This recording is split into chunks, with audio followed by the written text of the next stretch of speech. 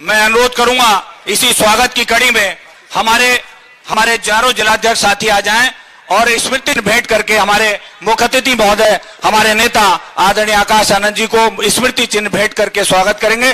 चारों जिलाध्यक्ष साथी हमारे बरेली, बदायूं, पीलीभीत और शाहजहांपुर के चारों जिलाध्यक्ष और हमारे प्रभारीगण हमारे साथी आ जाएं। माननीय मुख्य अतिथि महोदय को आदरणीय हमारे नेता आकाश आनंद जी को स्मृति चिन्ह भेंट करके स्वागत करेंगे।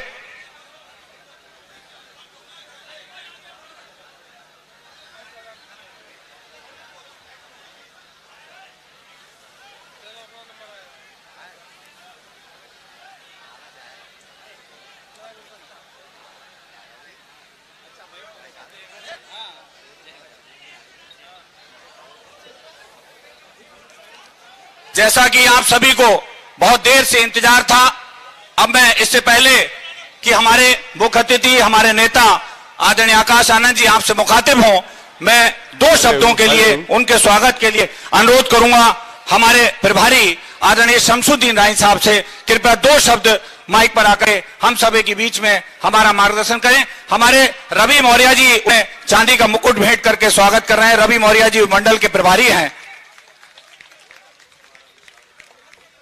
आबिद अली साहब भी, आबिद अली जो हमारे आंवला के प्रत्याशी हैं, वो भी स्मृति चिन्ह देकर के स्वागत करना चाहते हैं। आबिद अली साहब, बाबा साहब डॉक्टर अंबेडकर जी की प्रतिमा, एक बार जोरदार तालियों से स्वागत।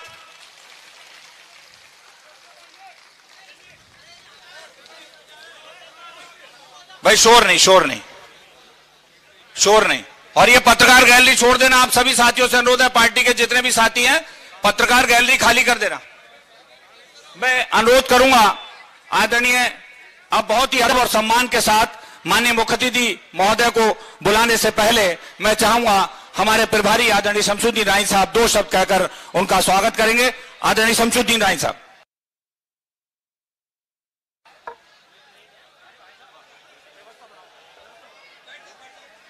मैं सबसे पहले भारत के संविधान को बनाने वाले बाबा साहब बी आर अम्बेडकर साहब, बामसेफ DS4 के संस्थापक मानवर काशीराम साहब को श्रद्धा सुमन अर्पित करते हुए आज एक कार्यकर्ता महासम्मेलन के मुख्य अतिथि राष्ट्रीय कोऑर्डिनेटर भाई आकाश आनंद जी हमारे बीच में आ चुके हैं।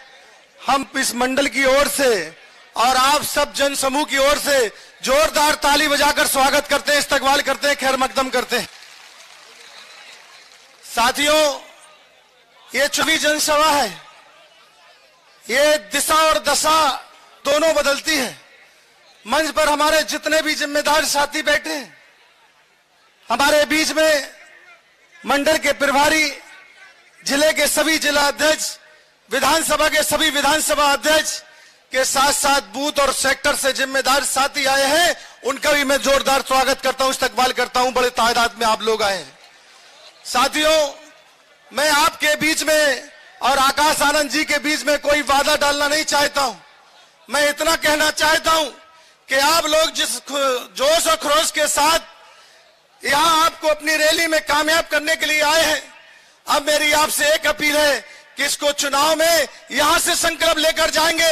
ये युवाओं की धड़कन आपके बीच में, हमारे राष्ट्रीय कोऑर्डिनेटर आपके बीच में आए हैं जो दिलों में राज करते हैं। इसलिए आप लोग जो नौजवान साथी हैं, हमारे बुजुर्ग साथी हैं, सेक्टर के साथी हैं, आज से अपनी अपनी लोकसभाओं में चुनाव में लगकर एक एक जो यहाँ जब भी एक वोट पड़ेगा, एक एक ताकत के साथ सर समाज को जोड़ने का काम करेंगे और सर समाज को वोट डलाने का काम करेंगे। क्योंकि इस तरह भाजपा और सपा ये दोनों एक ही थाली के चट्टे बट्टे हैं। ये सपा डरा के वोट लेती है और भाजपा डरा के लेती है।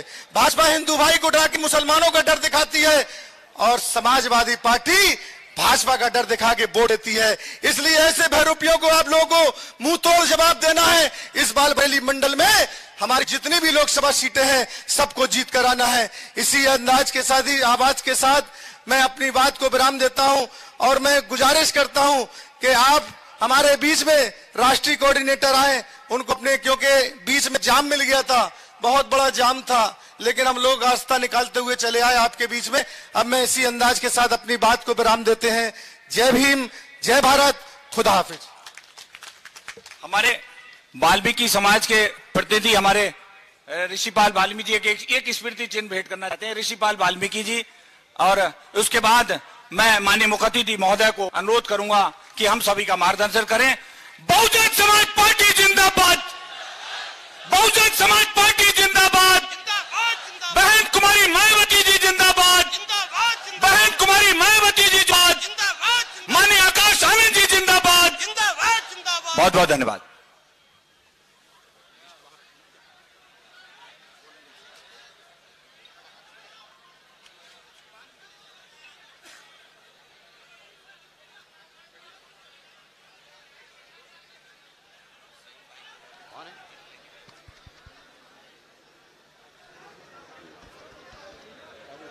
चेक।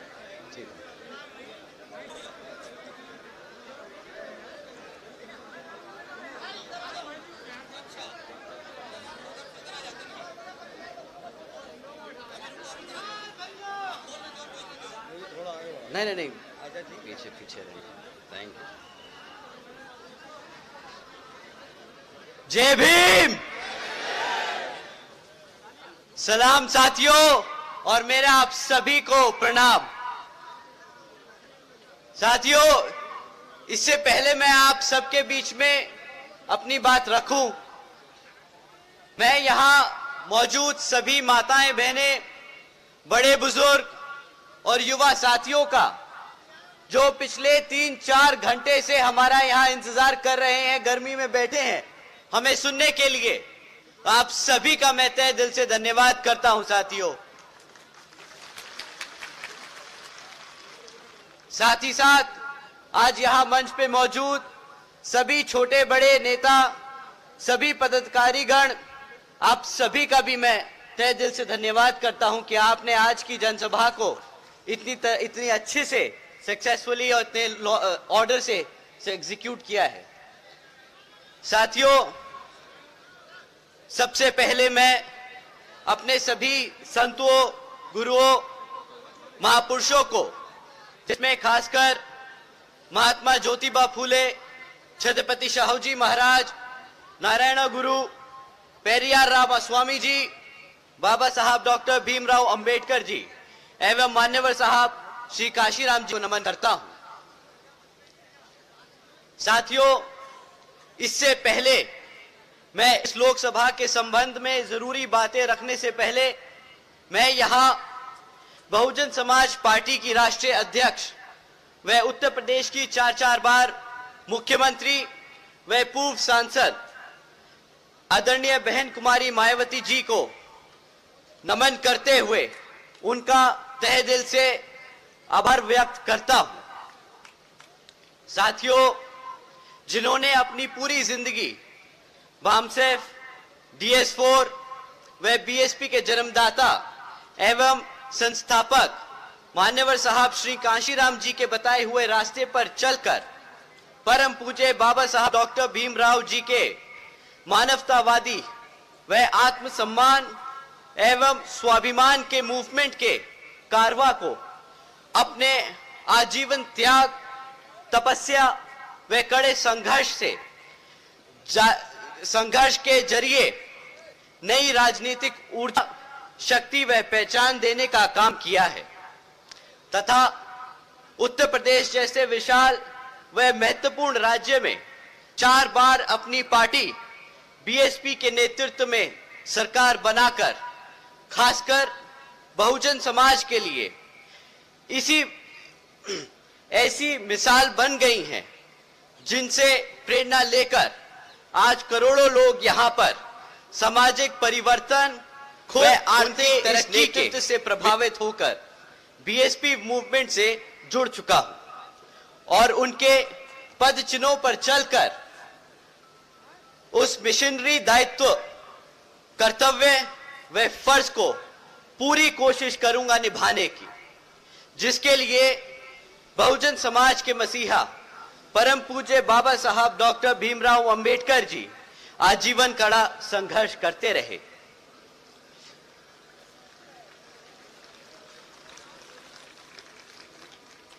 साथियों, मैं ये बात कुछ 2-3 रैलियों से 2-3 मीटिंगों से दोहराता आया हूं, परंतु आज आप सबके सामने मुझे पहली बार अपनी बात रखने का मौका मिल रहा है, तो मैं फिर से आप लोगों के बीच में ये बात दोहराना चाहूंगा।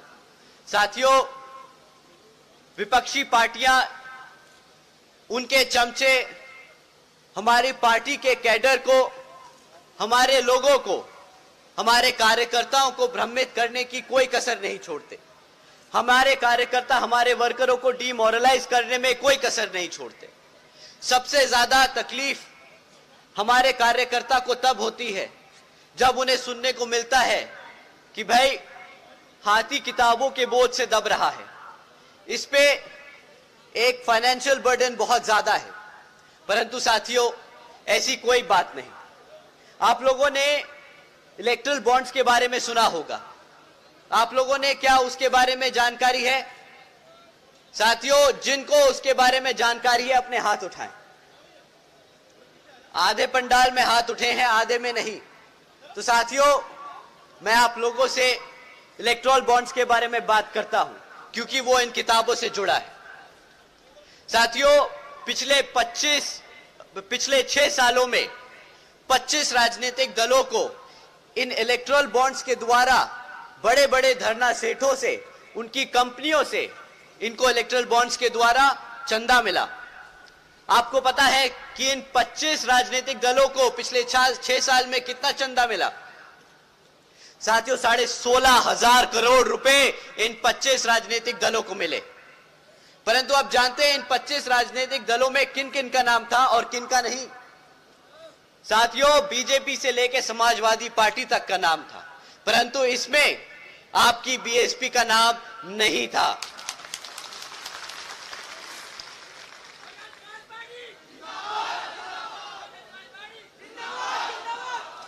साथियों, बीएसपी केवल यहां उत्तर प्रदेश में नहीं बल्कि पूरे देश में बड़े बड़े पूंजीपतियों व धरना सेठों के धन बल के सहारे नहीं बल्कि अपने समर्थकों, कार्यकर्ताओं, वर्करों के बल पर, उनके तन मन और धन के आधार पर यहां अपना चुनाव लड़ती आई है और आगे भी अपना चुनाव उन्हीं के बल पे लड़ती जाएगी। तो साथियों, बीएसपी का सच्चा कार्यकर्ता कभी भी किताब को अपना बोझ नहीं समझता।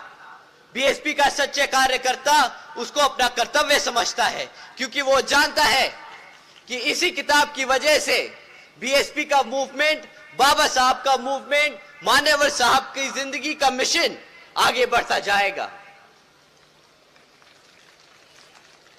साथियों, जैसा कि आप जानते हैं कि लोकसभा के आम चुनाव चल रहे हैं और हमारी तरह ही बाकी पार्टियां भी मैदान में उतरी हुई और आप लोगों के बीच आके मीठी मीठी बातें करेंगी, आप लोगों का वोट लेने की कोशिश करेंगी।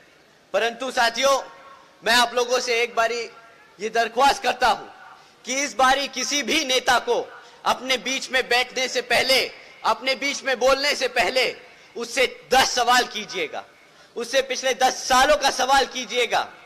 अगर भाजपा से कोई आता है तो उससे 3 चीजों पे पूछिएगा कि भाई तुम लोगों को 10 साल से इस जनता ने मौका दे रखा है, तुम पिछले 10 साल से भारत की केंद्र सरकार चला रहे हो, तो हमें इन 3 चीजों पे सवाल का जवाब दो कि साथियों, उन्होंने आपके बच्चों की शिक्षा के लिए क्या किया? साथियों, उन्होंने आपके रोजगार के लिए क्या किया? और साथियों, उन्होंने आपकी सुरक्षा के लिए क्या किया? साथियों, मुद्दे तो बहुत से हैं जिन पे उनकी विफलताएं अनेकों हैं, परंतु शिक्षा, रोजगार और सुरक्षा हमारे समाज के लिए सबसे ज्यादा जरूरी है। साथियों, शिक्षा के मामले में अगर भाजपा के काम का चिट्ठा खोला जाए तो बीजेपी की सरकार के चलते हुए शिक्षा के नाम पर सिर्फ पेपर लीकों की खबरें आई हैं। आप लोग सब जानते हैं कि जब भी किसी भी सरकारी नौकरी के लिए एंट्रेंस टेस्ट होता है तो हमारे हजारों बच्चे हमारे हजारों युवा साथी लाइन से लगाकर वो टेस्ट देने मेहनत करने जाते हैं इस उम्मीद से कि उनको शायद टेस्ट में नंबर निकल आए, उनका कागज निकल आए तो शायद उन्हें नौकरी मिल जाए। परंतु जैसे ही टेस्ट खत्म होता है कुछ दिनों बाद खबर निकली है कि भाई ये पेपर लीक हो गया, वो पेपर लीक हो गया, और उसके बाद सरकार को बहाना मिल जाता है, सरकार को बहाना मिल जाता है वो सारी नौकरियां रद्द करने का।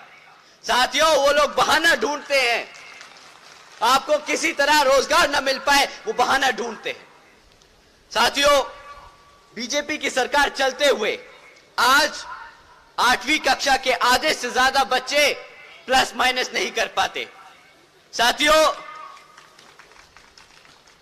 बीजेपी की सरकार चलते हुए आधे से ज्यादा बच्चे अंग्रेजी के आधे शब्द नहीं बोल पाते, अंग्रेजी की शब्द नहीं समझ पाते। साथियों, एक तरफ केंद्र की सरकार बोलती है हम डिजिटल इंडिया बनाएंगे, हमारा इंडिया डिजिटल होता जा रहा है, परंतु आज भी 65% से ज्यादा स्कूलों में एक भी कंप्यूटर नहीं है। साथियों, अगर शिक्षा की बात करें तो वो आप सब जानते हैं कि आपके लिए कितनी महत्वपूर्ण है, आपके बच्चों के लिए कितनी महत्वपूर्ण है। अगर आपके बच्चे शिक्षक होंगे तभी वो आगे नौकरियों के लिए अप्लाई कर पाएंगे, अगर नौकरियां मिलेंगी तभी वो अपने पैरों पर खड़े हो पाएंगे। अगर कोई सरकार आपके बच्चों की शिक्षा से खिलवाड़ करे, वो आपकी शिक्षा से नहीं, आपके आने वाले भविष्य से खिलवाड़ कर रही है। साथियों, इसी क्रम में हमारे युवा साथियों को जो तकलीफ सहने को मिल रही है वो है रोजगार की। आज बीजेपी की सरकार के चलते हुए 3 में से 1 ग्रेजुएट युवा साथी बेरोजगार है। यहां पे कितने हमारे युवा साथी हैं जिनको आज तक एक भी नौकरी नहीं मिली? हाथ उठाकर बताएं साथियों। आधा पंडाल अपना हाथ उठा रहा है। इसकी तस्वीरें सोशल मीडिया पे डालकर आप भाजपा की सरकार तक पहुंचाने का काम करें। साथियों, उन्हें पता होना चाहिए कि उन्होंने पिछले 10 साल में क्या काम किया है।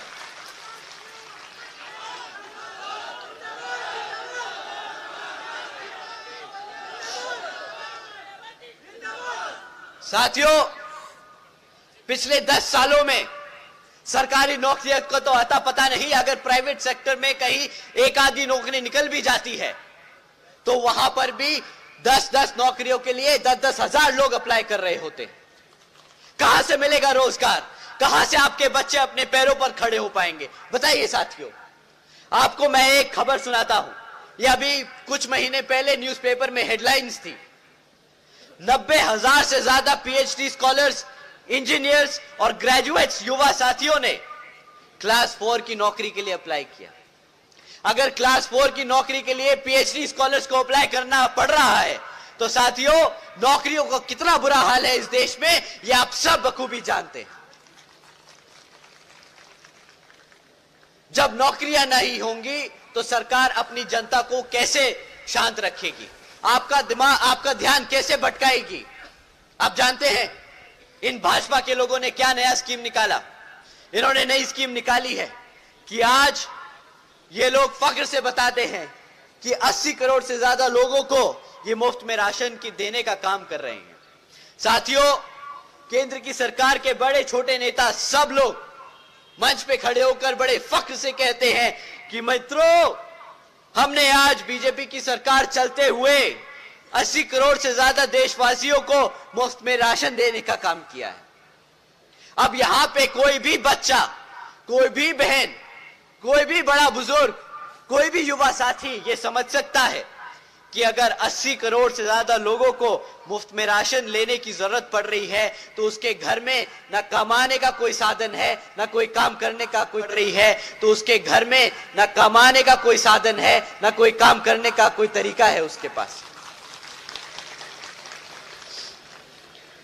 तो साथियों, इस बार तमीज तहजीब से नहीं, इनसे बड़े खुल के बात कीजिए और इनसे पूछिएगा कि भाई, अगर 80 करोड़ जनता इस देश की तुम्हारे फ्री राशन पे चल रही है तो तुमने पिछले 10 साल में क्या ही काम किया है? कहां है मेरा रोजगार? कहां है मेरी शिक्षा?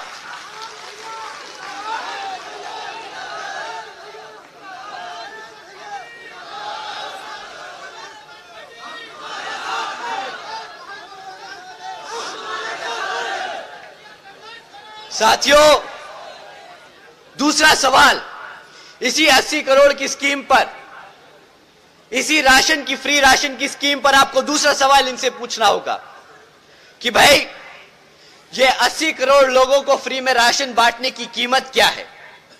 क्योंकि ये भी कभी ना कभी आपके टैक्स के पैसों से दिया जा रहा है। ये भारत की सरकार का लिया हुआ कर्जा है जो हमारे लोगों को बांटा जा रहा है राशन की और राशन के रूप में। तो साथियों, इसकी कीमत भी आज नहीं तो कल आपके बच्चों को चुकानी होगी। तो इनसे पूछे कि इसकी कीमत क्या है। साथियों, सरकार का डेटा कहता है कि अगर भारत की सरकार 80 करोड़ लोगों को ये मुफ्त में राशन देने का काम कर रही है तो इसकी कीमत 2 लाख करोड़ से ज्यादा है। साथियों, अगर भारत सरकार का पैसा, अगर आपकी मेहनत की कमाई का पैसा 2 लाख करोड़ रुपया ऐसे मुफ्त में राशन में बांटने में लगाया जाएगा तो फिर यहां पे कौन सा डेवलपमेंट हो रहा है, इसका भी जरा हिसाब देने का काम आ गया है। साथियों, अब ये 2 लाख करोड़ रुपए राशन पे खर्च रहे हैं। प्रति एक घर में कितने का राशन पहुंच जाता है महीना? 500,000 रुपया, 500,000 रुपये का राशन महीना मिलेगा, 150 रुपए का। साथियों, हम कहते हैं महंगा से महंगा कर लो तुम करप्शन, इसमें भी ले जाओ 1000 रुपए का राशन। साल में 6,000 रुपए से ज्यादा का राशन नहीं मिलता है हमारे गरीब लोगों को। साल में 6,000 रुपए से ज्यादा का राशन नहीं मिलता, परंतु इसके बदले आपसे क्या लूटा जाता है?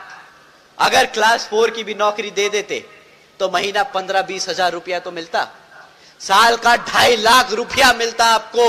6,000 रुपए लेके, 6,000 रुपए का राशन देके आपसे 2.5 लाख रुपए लूटने का काम करते हैं ये। साथियों, इनका गुजरात मॉडल अगर यही कहता है तो नहीं चाहिए हमें गुजरात का मॉडल, नहीं चाहिए हमें ऐसा फ्री का राशन। हमें अपने पैरों पर खड़े होने का अवसर चाहिए जो हमारे बाबा साहब दे के गए हैं।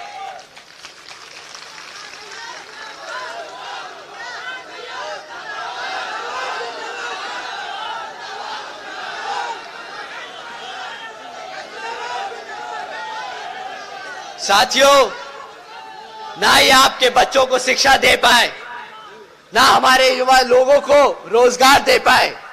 अब बात करते हैं इनकी सुरक्षा की। मैं बस एक लाइन बोलूंगा, मैं इनका एक पास किया हुआ ऑर्डर आपको बताऊंगा। अगर ज्यादा बोला तो शायद नाराज ना हो जाएंगे लोग, परंतु आप लोगों को जानना बहुत जरूरी है। साथियों, अभी कुछ समय पहले भाजपा के मुख्यमंत्री जी ने यहां पर एक ऑर्डर पास किया। ऑर्डर में कहा कि लड़कियों को आज शाम को 8 बजे के बाद से प्राइवेट इंस्टीट्यूट्स में, कॉलेजेस में ट्यूशंस लेने की जरूरत नहीं है, उन्हें लेने नहीं दिया जाएगा। वो शाम को 8 बजे के बाद घर से बाहर नहीं निकल सकती, क्योंकि यहां की सरकार उनकी सुरक्षा की गारंटी नहीं ले सकती। साथियों, अगर ये सरकार आपके सामने बेशर्मों की तरह बोलती है कि हम अपनी बेटियों की सुरक्षा नहीं कर सकते, तो इस सरकार को सत्ता में रहने का कोई हक नहीं।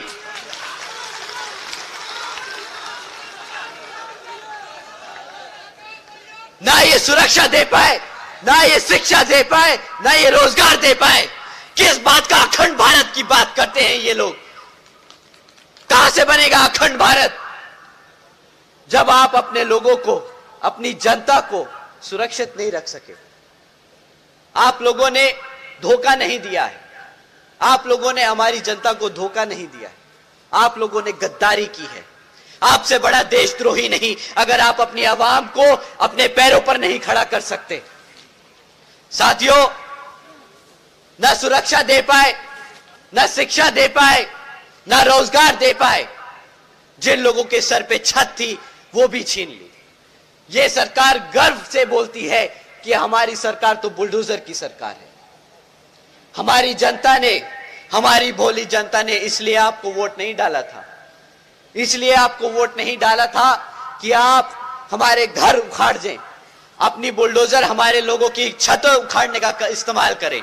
साथियों, अगर ये लोग इतनी सी बात नहीं समझ पाए कि ये एक बेइज्जती का टैग है, बुलडोजर की सरकार एक बेइज्जती का टैग है, तो इनको कोई ज्ञान देने की जरूरत नहीं। आप लोगों को इनसे सिर्फ सवाल करने हैं और अगली बार ये आप लोगों के बीच में आए, जो इन्होंने आपके साथ किया है वो आप इनके साथ करेंगे। इन्होंने आपके हाथ में कटोरा थमाने का काम किया है। साथियों, इस बार ये वोट मांगने आए तो इनको वही खाली कटोरा थमा के वापस भेज दीजिएगा।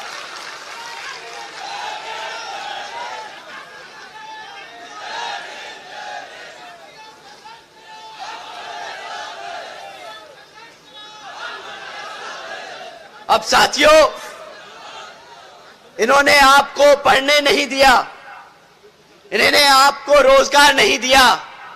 इनकी अब मानववादी सोच सोचिए, इनकी प्लानिंग समझिए। जब आप पढ़ेंगे नहीं तो अपने इतिहास के बारे में जानेंगे कैसे? जब आपको नौकरी नहीं मिलेगी तो आपको रिजर्वेशन कहां से मिलेगा? साथियों, इन्होंने आपके इतिहास को खत्म करने की कोशिश की है।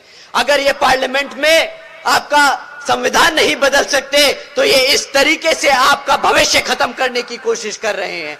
साथियों, अगर बहन जी नहीं होती अब तक तो ये हमें कब का मिटा चुके होते।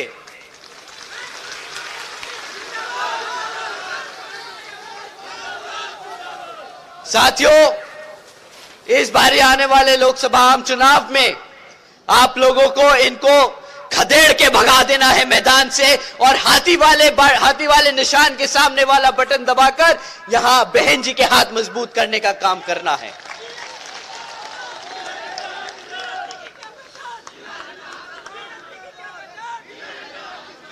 साथियों, जैसा कि आप सब जानते हैं, हमारी पार्टी ने यहां पर अलग अलग क्षेत्रों में हमारे कैंडिडेट्स उतारे हैं, जैसा कि हमारे सारे कैंडिडेट्स आपके सामने खड़े हैं।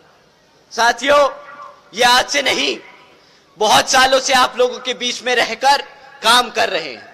तो समय आ गया है कि आप लोग आने वाले चुनाव में इन लोगों को वोट डालकर यहां पर पार्लियामेंट में भेजने का काम करें, ताकि ये आपके लिए पार्लियामेंट में जाकर आपके हकों के लिए लड़ सकें। आप सब बैठ।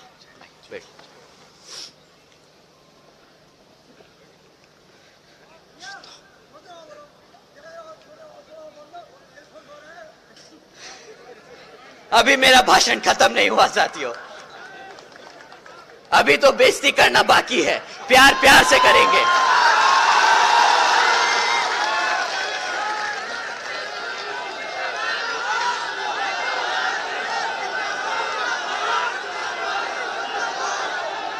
साथियों, ये लोग अपने आप को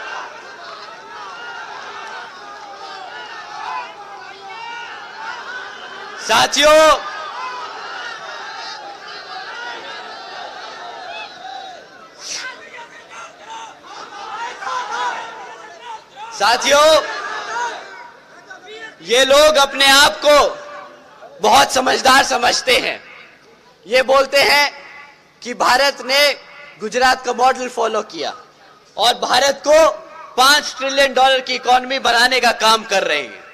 इन समझदारों से कोई सवाल करे और इनको एक फैक्ट दे कि भाई, जब 2014 में आपने केंद्र की सरकार में अपनी सत्ता ली थी, तब भारत की सरकार पर 58,60,000 करोड़ का कर्जा था। एक समझदार आदमी भी ये जानता है कि अगर उस पे कर्जा बढ़ता जाएगा तो वो फाइनेंशियली कमजोर होता जाएगा। वो कोई तरक्की नहीं कर रहा, वो कर्जे के पैसे पर जी रहा है, वो समय खरीद रहा है कि उसे कभी ना कभी तो वो पैसा चुकाना होगा। जब इन्होंने 2014 में भारत सरकार में ये लोग वोट लेके पहुंचे थे तो भारत सरकार पर 58,60,000 करोड़ का कर्जा था। आज 10 साल बाद 2014 में यही कर्जा बढ़कर 152 लाख करोड़ हो चुका है। साथियों, क्या यही है समझदारी का काम? कोई समझदार आदमी क्या इतना कर्जा लेता है? क्या कोई कर्जे से आज तक अपने देश को बड़ा बना पाया है क्या? आप ही बताइए साथियों। इन्होंने तो अगले 10 सालों बाद अपना पल्ला झाड़ लेना है। ये तो मंच पर आकर फिर खड़े होकर बोल पड़ेंगे, अरे हम तो फकीर आदमी है, झोला उठाकर चल पड़ेंगे। और ये 152 लाख करोड़ का कर्जा हमारे लोगों पर छोड़ जाएंगे। इन लोगों की पुरानी फितरत है साथियों, दूसरों का काम दूसरों पे चिपकाने का। ये लोग मार्केटिंग का काम बहुत बखूबी अच्छे से जानते हैं। ये लोग पिछले 10 साल में सिर्फ अपनी मार्केटिंग करते आए हैं। हर दूसरे दिन एक नई योजना निकालेंगे, कभी ये योजना कभी वो योजना।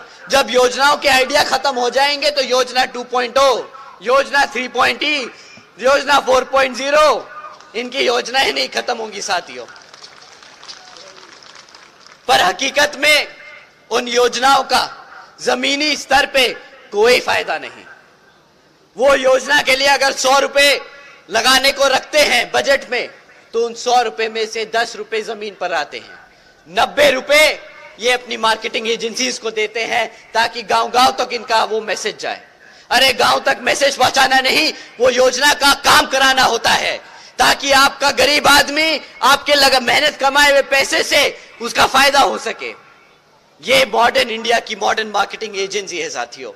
ये इलेक्शन जीतने आपके भले के लिए नहीं लड़ते, ये इलेक्शन अपने आप को सत्ता में रखने के लिए लड़ते हैं। ये इलेक्शन आपको सत्ता से दूर रखने के लिए करते हैं। ये इलेक्शन आपको कमजोर रखने के लिए करते हैं। ये इलेक्शन हमारे संविधान को बदलने की कोशिश के लिए लड़ते हैं। साथियों, इनसे बड़ा देशद्रोही कोई नहीं।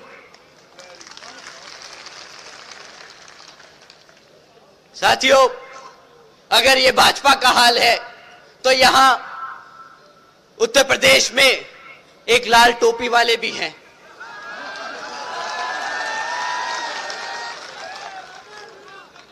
वो भैया साइकिल पे चढ़कर पूरे प्रदेश में चक्कर लगाकर एक बारी राज्य सत्ता में तो आ गए, परंतु आज भी 7 साल बाद उनके पास अपने काम 5 साल के कार्य के लिए क्या करा वो बताने को कुछ नहीं। आप लोगों को उन्होंने खूब उल्लू बनाया, टोपी पहन गए और आपको भी टोपी पहना गए, परंतु इस बारी साथियों अब आप लोग इनके झांसे में मत आइएगा। ये लोग मीठी मीठी बातें बहुत से काम पूछना है कि इन्होंने करा क्या। पिछले विधानसभा चुनाव में हमारे मुसलमान के भाइयों ने इनको एक तरफा वोट डाला, पर आज उसी समाज के अत्याचारों के खिलाफ इनके मुंह से एक शब्द नहीं निकलता। क्या बताओ, सच है कि नहीं साथियों? साथियों, जो इनके लिए वोट डालता है उनके लिए तो ये लड़ नहीं सकते, परंतु संसद में रिजर्वेशन इन प्रमोशन के खिलाफ इन लोग चढ़कर खाली हाथ ही नहीं मुंह भी बहुत तेज तेज चलाते हैं और बिल फाड़ने का काम करते हैं। इनको वोट डालना मतलब हमारे समाज के खिलाफ वोट डालना हो जाएगा। इस बारी आप ना अपने आप से किसी साथी को इनके फेवर में वोट डालने की कोशिश ना करने दें साथियों। इसके साथ साथ यहां कांग्रेस भी आपके बीच में आएगी। वो भी भैया एक देश के कोने से दूसरे कोने से चलने का काम कर रहे हैं, बोल रहे हैं कि हम भारत जोड़ेंगे। पिछले 60-70 सालों में तो उनसे भारत बना नहीं, पता नहीं अब कौन सा फेविकॉल लेके घूम रहे हैं कि जो भारत जोड़ेगा। आजकल बोल रहे हैं कि भारत की जनता को हमारे SC/ST भाइयों को रिजर्वेशन देने का काम करेंगे। उन समझदार आदमी को बताए कोई कि हमारे मान्यवर साहब, हमारी बहन जी ने पिछले 20 सालों से कड़ी मेहनत कर हमारे भाइयों को रिजर्वेशन दिलाने का अपने आप काम कर लिया है, उनकी कोई जरूरत नहीं है हमें। वो अपने 60 साल शायद भूल गए हैं, तो उन्हें अगली बारी आप मिले तो जरूर बताइएगा, भाई साहब आपकी अब कोई जरूरत नहीं, आपको जो भारत की जनता ने मौका देना था दे दिया, अब आप अपने घर बैठे। हमारे बहुजन के लोग, हमारी बहन जी अभी जिंदा है और हमारे लिए लड़ती आई है और लड़ती आएंगी।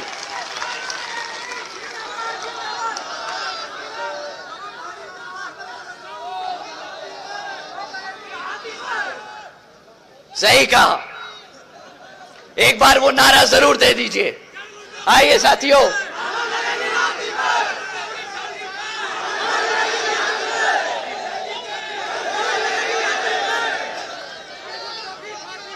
बहुजन समाज पार्टी जिंदाबाद। चरगुंडों की छाती पर, चरगुंडों की छाती पर मोहर लगेगी हाथी पर, चरगुंडों की छाती पर मोहर लगेगी हाथी पर, चरगुंडों की छाती पर मोहर लगेगी हाथी पर। अनेका समिति जिंदाबाद, जिंदाबाद, जिंदाबाद। अनेका समिति जिंदाबाद, जिंदाबाद, जिंदाबाद। साथियों, समय आ गया है बताने का कि ये हाथी कभी झुकेगा नहीं, ना ये कभी रुकेगा। आने वाले लोकसभा चुनाव में बता दीजिए इन्हें कि यहां पर किसका राज चलता है। हमारे बहुजन समाज के लोग ना कभी झुके हैं, ना कभी झुकेंगे, हमेशा आगे बढ़ते चलेंगे।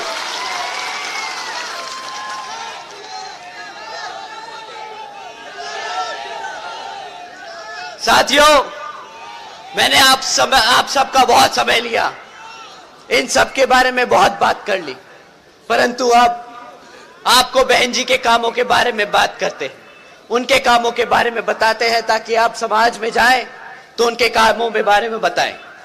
साथियों, बहन जी ने कभी एडवर्टाइजमेंट नहीं करी, कभी उन्होंने ऐसा कोई पर्चा नहीं निकाला, उन्होंने कभी मैनिफेस्टो जारी नहीं किया। उन्होंने हमेशा से अपने सभी समर्थकों से, अपने सभी कार्यकर्ताओं से बोला कि आप जनता के बीच में जाएं तो अपना काम लेके जाएं।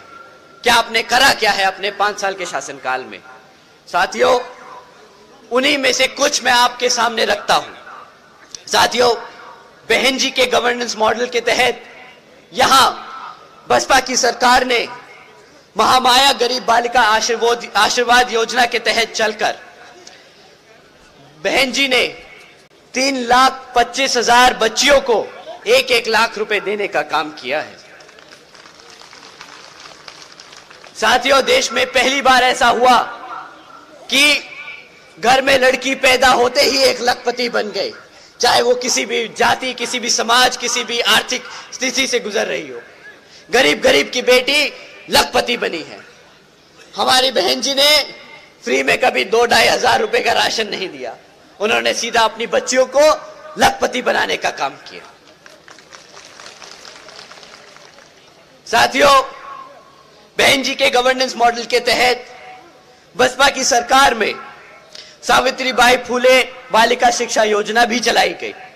इस योजना के तहत 7 लाख बच्चियों को फ्री में 12वीं तक की शिक्षा प्राप्त करने हेतु बहन जी ने 600 करोड़ रुपए की लागत लगाई। साथियों, बहन जी ने 2 लाख करोड़ रुपए फ्री में राशन बांटने का काम नहीं किया, उन्होंने बाबा साहब की बात को जमीन पे उतार के करके दिखाया। बाबा साहब कहते थे कि शिक्षा वो शेरनी का दूध है, अगर कोई पी ले तो हमेशा दहाड़ती रहेगी। बहन जी ने अपने शासनकाल में हर एक बच्ची को शेरनी बनाने का काम किया है। जब अपने समाज ने बहन जी को शेरनी बनाया तो उन्होंने पलटकर हर एक बच्ची को शेरनी बनाने का काम किया है।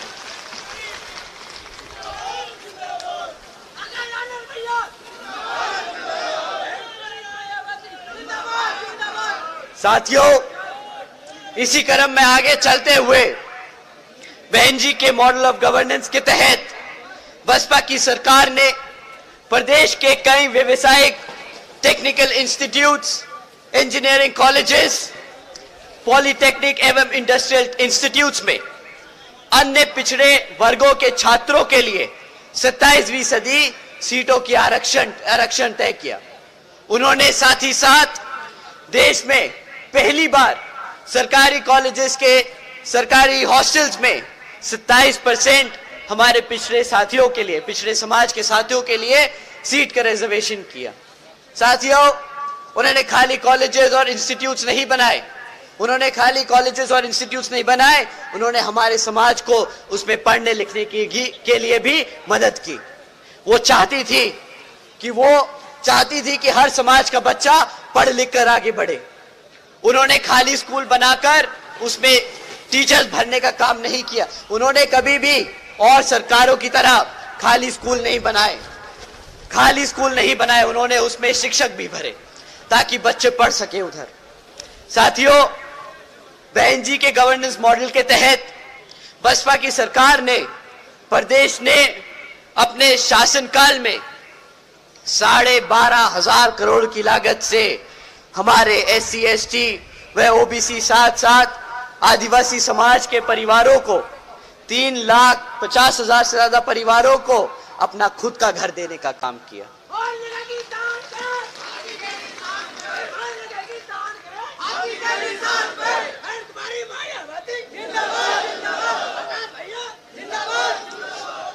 साथियों, साथ ही साथ बहन जी के गवर्नेंस मॉडल के तहत चलकर यहां बसपा की सरकार ने सरकारी नौकरियों के साथ साथ देश में पहली बार सरकारी ठेकों में भी आरक्षण की व्यवस्था लागू की। उसके साथ साथ सरकारी नौकरियों में भर्ती पे लगी हुई रोक को भी हटाकर यहां पर सभी जरूरतमंदों को सरकारी नौकरी देने का काम किया। साथियों, बहन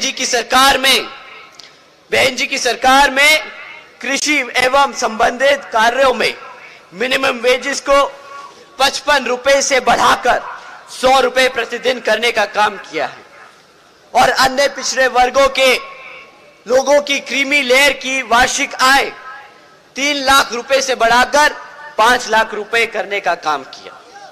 साथ ही साथ बहन जी ने गन्ना खरीदे के दाम दुगने कर दिए। साथियों, बहन जी ने कभी भी ये नहीं बोला कि वो MSP लागू करेंगे। उन्होंने कभी भी नहीं बोला कि हम ये वादा करते हैं, हम वो वादा करते हैं। उन्होंने हमेशा जमीन पर उतरकर अपने समाज के लिए काम करके दिखाया है।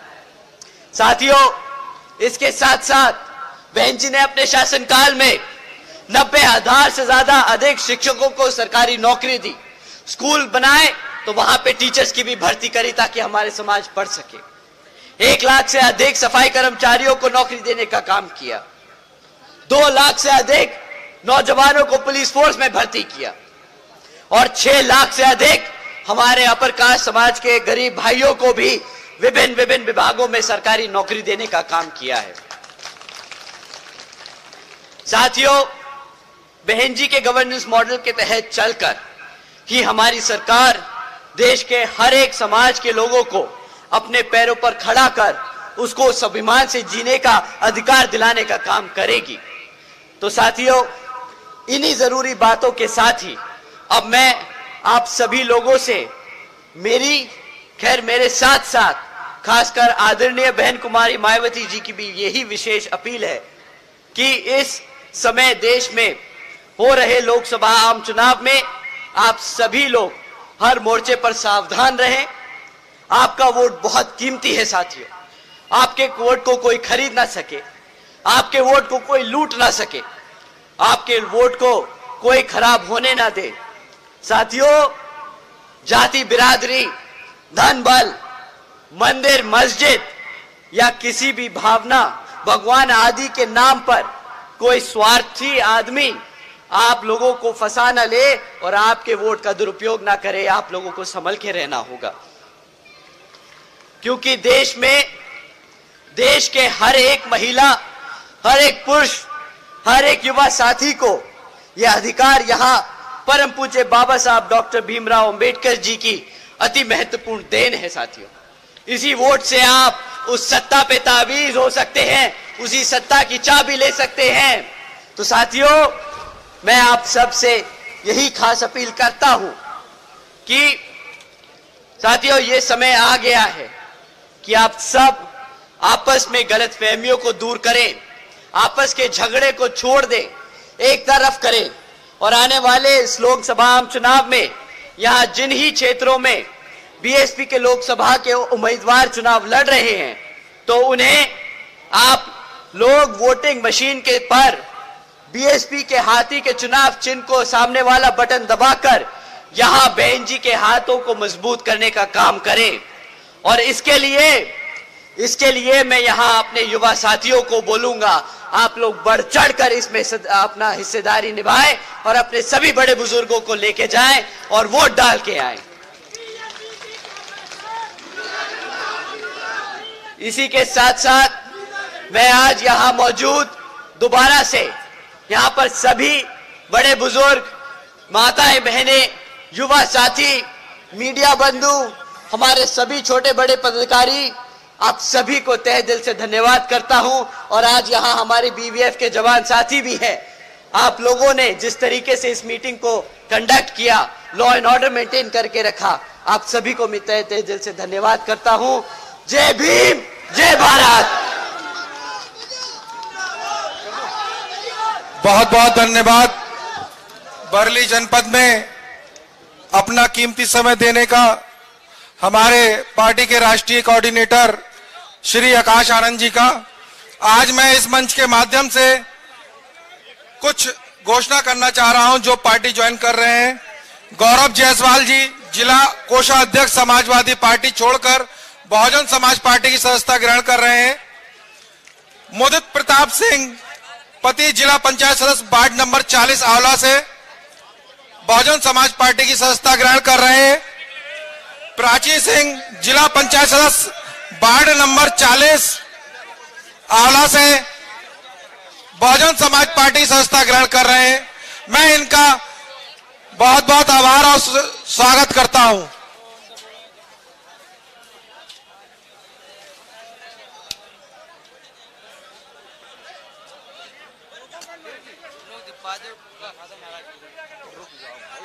प्रोटोकॉल है कुछ नहीं है, हर चीज में अंत में है, तुम लोग ये बता दो।